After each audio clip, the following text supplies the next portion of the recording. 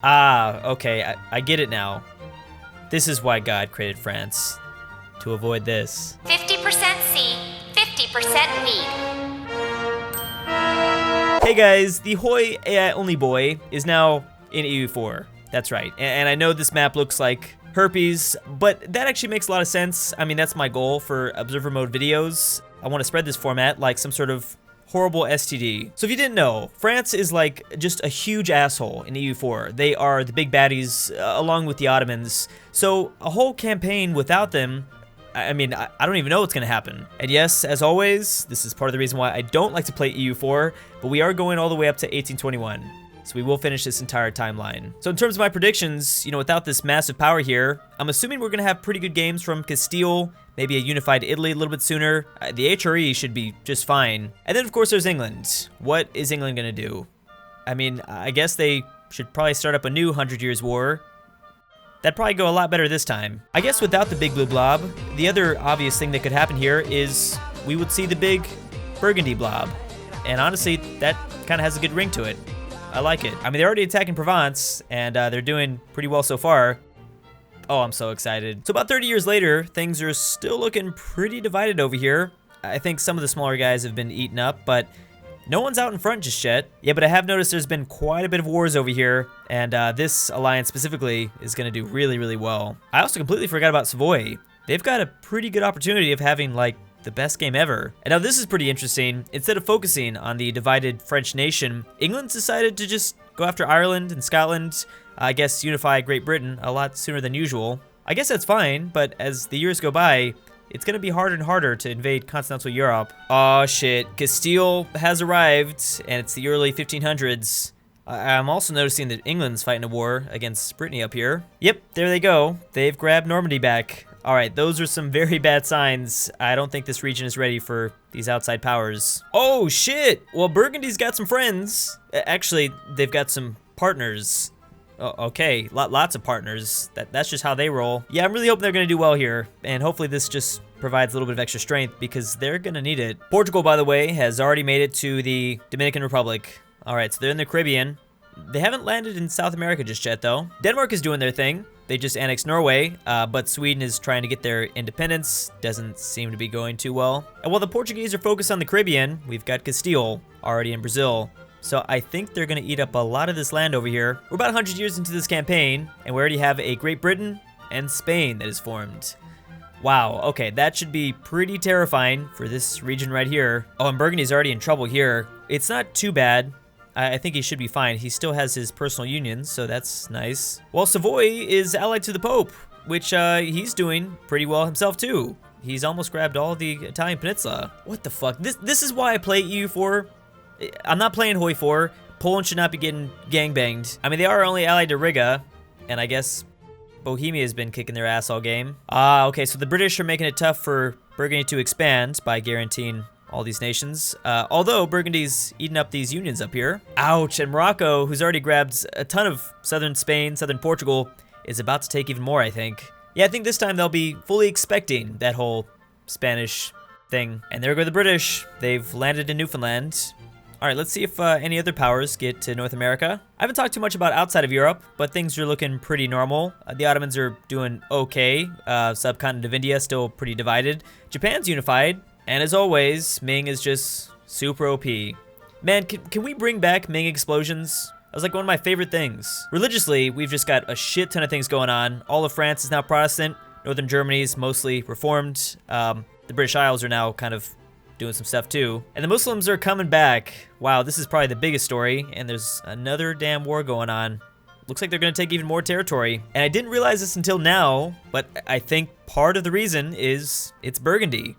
And Burgundy's looking real sexy over here too. I mean, damn. Now, even though the Spanish are getting their booty kicked by Morocco, they do have an escape plan, just like Hitler. Also, Burgundy is here too. This is their first province they've colonized.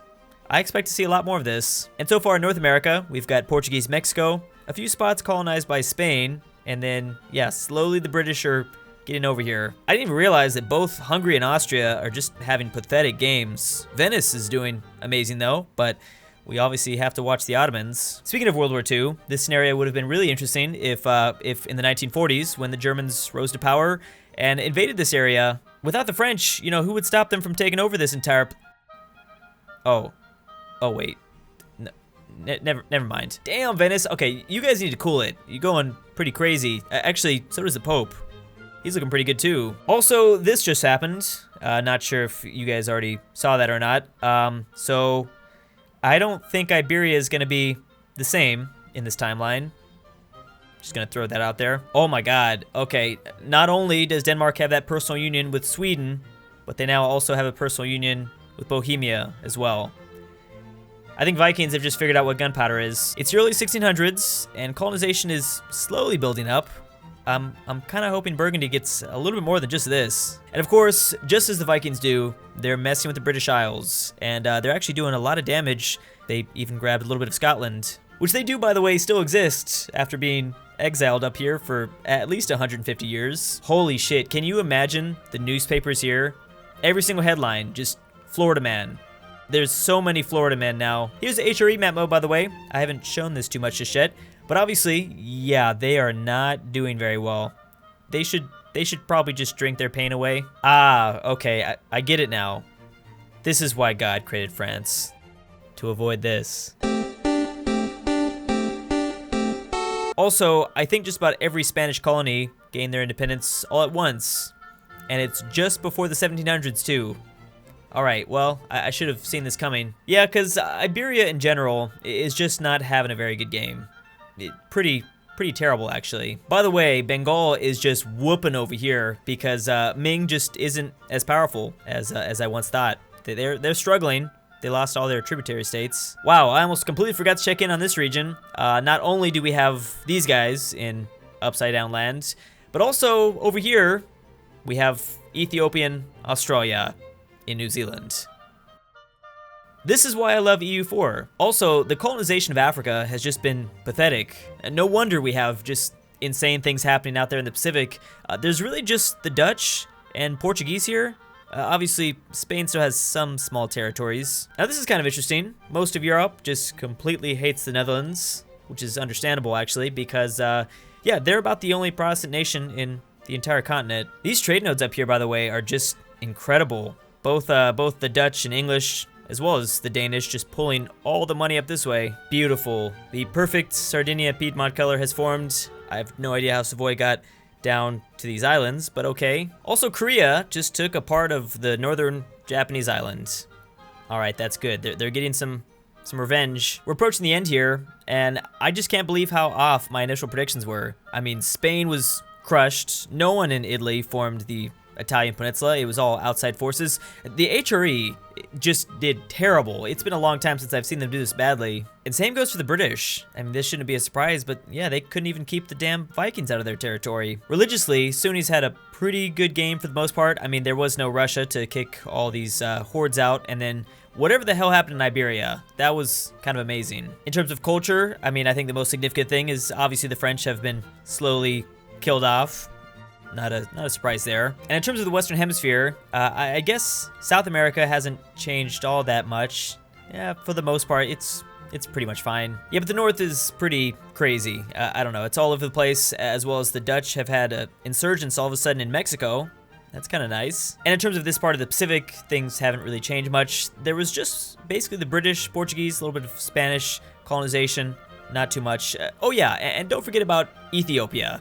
Just the great Ethiopian colonizers. Here we go. Here are the final scores. So we've got the US in 8th, Sardinia Piedmont in 7th, Bengal, the place I have no idea how to pronounce, Ming, the Netherlands, Ottomans, and number 1 is Scandinavia.